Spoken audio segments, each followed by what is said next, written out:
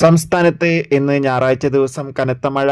നാളെ തിങ്കളാഴ്ച ദിവസം ഈ ജില്ലയിലെ വിദ്യാഭ്യാസ സ്ഥാപനങ്ങൾക്ക് അവധി ലഭിച്ചേക്കാം. അതിൻ്റെ ഏറ്റവും പുതിയ അപ്ഡേഷനാണ് ഇന്നൊരു വീഡിയോ ഭാഗത്ത്. നിലവിൽ വിദ്യാഭ്യാസ സ്ഥാപനങ്ങൾക്ക് ഇതുവരെ അവധി പ്രഖ്യാപിച്ചിട്ടില്ല. ആ ഒരു സാധ്യത മാത്രമാണ് ഇന്നൊരു വീഡിയോയിൽ നോക്കാൻ പോകുന്നത്.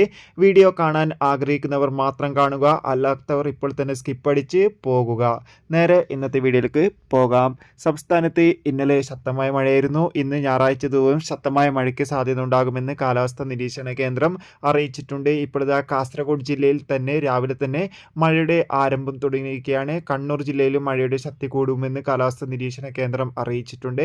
ഇന്ന് ഞായറാഴ്ച ദിവസവും കാസർഗോഡ് ജില്ലയിലെ ട്യൂഷൻ സെന്ററുകൾക്കും മറ്റ് വിദ്യാഭ്യാസ സ്ഥാപനങ്ങൾക്കും ജില്ലാ കളക്ടർ ഓൾറെഡി അവധി പ്രഖ്യാപിച്ചിട്ടുണ്ട്.